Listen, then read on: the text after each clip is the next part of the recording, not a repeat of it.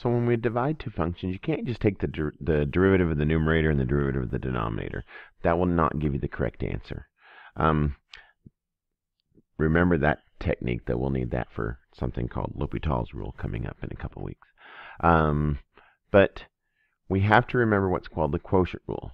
Just like when you have products, you can't just take the derivative of each one and multiply them together. You won't get the right derivative, which I should have like multiplied one out the long way and showed you and compared the answers to let you see that it doesn't work. But trust me that when you divide two functions, you will not get the right answer if you just take the derivative of the numerator and derivative of the denominator. So kind of like when we did with the product rule, if we take and wrote them horizontally and said f prime and g prime, the quotient rule says you're going to, if you start with this one, you start with the denominator times the derivative of the numerator minus the numerator times the derivative of the denominator. That gives you the numerator of our quotient, of our derivative of our quotient. Then the denominator squared will be the denominator. So, in words, it would be, if you looked at it as u over v, it's bottom times the derivative of the top minus top times the derivative of the bottom all over the bottom squared. Now, I got a cat hair on my face and it's itching, sorry. If you look at it as h sub, like high and ho. High is the one that's high up the top. Ho is the one that's on bottom.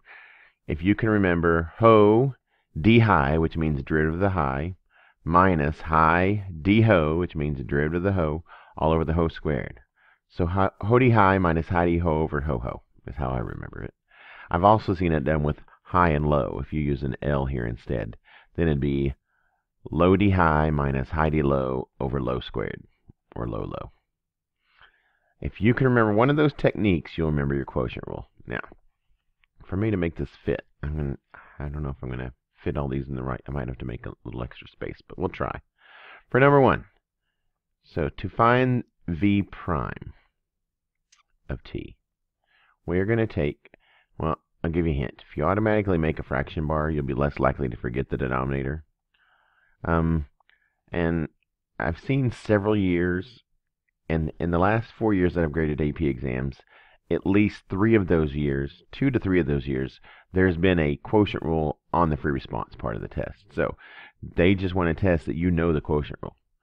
So for this, if you automatically make your fraction line, we know it's going to be the denominator squared. If you do that first, you might be less likely to forget it. Some people, when get all carried away with the top, they forget about the bottom.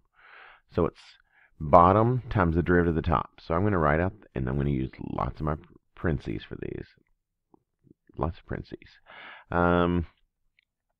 There's the bottom times the derivative of the top is 2t minus the top times the derivative of the bottom. The derivative of the bottom is going to be 6t minus 2 all over the bottom squared. So ho d high, that's a 2t, I can't read my own handwriting, minus high d ho over ho ho.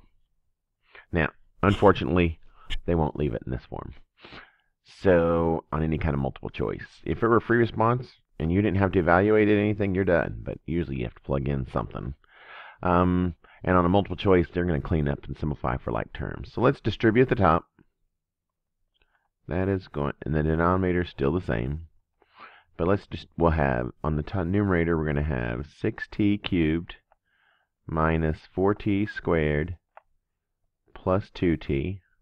That was distributing the 2t to each one of those. And here I've got a minus sign out front to distribute and a t squared. So that's going to be minus 6t cubed plus 2t squared. And here's where people want to forget the denominator because they want to start combining like terms. But that's going to be 3t squared minus 2t plus 1. All that squared still. And so now, if we look for like terms, 6t cubed minus 6t cubed goes away. Bam, bam. We get negative 2t squared plus 2t all over that denominator of 3t squared minus 2t plus 1 squared. And we're done with number 1. For number 2, what's the instantaneous rate of change at 2? So we're doing the derivative, and we're going to plug in the number. So for this derivative, we're going to be a quotient rule. So f prime of x, I'm going to do it in, don't plug anything in until after we're done. Bottom times the derivative of the top minus top times the derivative of the bottom all over the bottom squared. Now, you can start cleaning this one up, and this one's not too hard to clean up, or you can go ahead and plug in 2.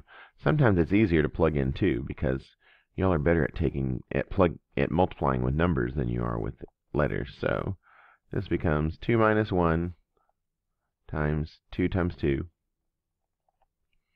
minus 2 squared minus 1 times 1. You don't have to put a times 1 over 2 minus 1 squared. Well, I don't even need to put that.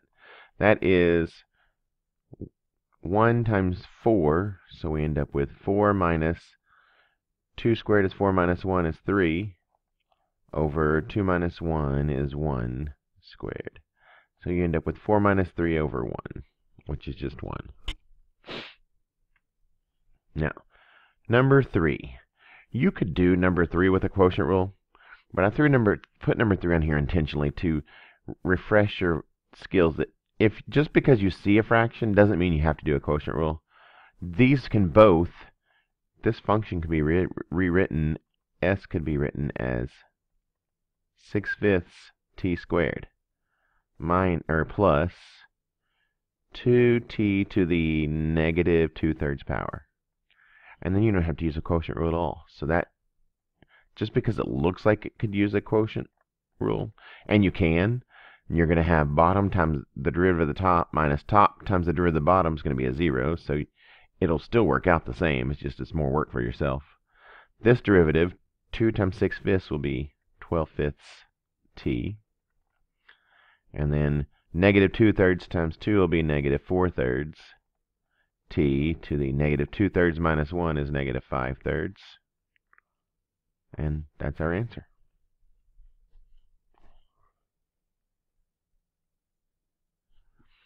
For number 4, we're still going to do a derivative of a quotient at 5.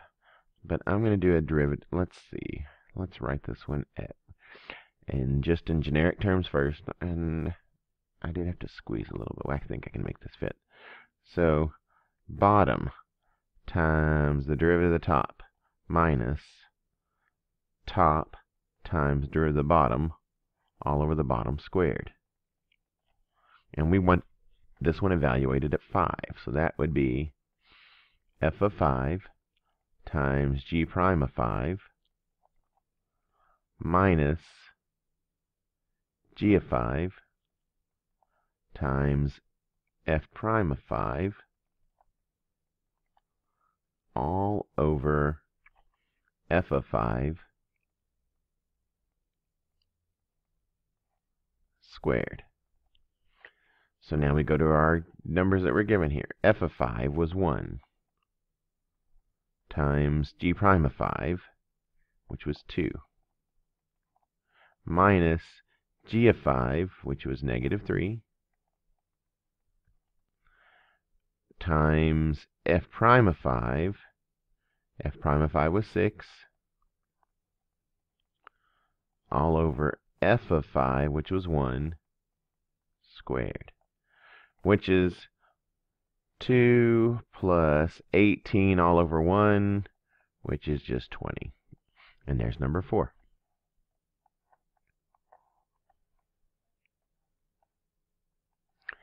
So for number 5, we're using that same graph that we used for the product rule. Let's write out the quotient rule here first. So to find v prime at any value, v prime of x, why did I put a t then? V prime of x is equal to bottom times derivative of the top minus top times derivative of the bottom all over the bottom squared. So for part A, we want v prime of 4.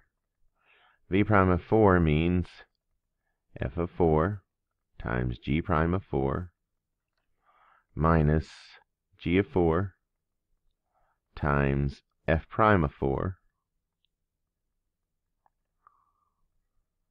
all over f of 4 squared. Well, at 4, f of 4 is 0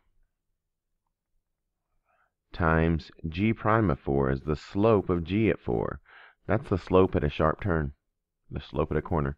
That does not exist, so we can't go any farther. So does not exist, and if you want a reason, it's because g prime of 4 does not exist.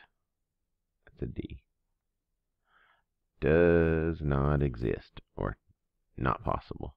Now for part B, v prime of 5 is going to be f of 5 times g prime of 5 minus g of 5 times f prime of 5 all over f of 5 squared.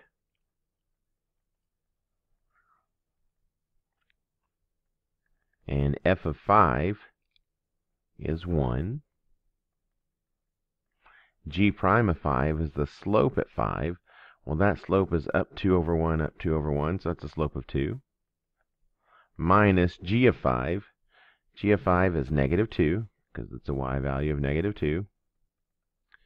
And then f prime is the slope of f, and that slope is 1.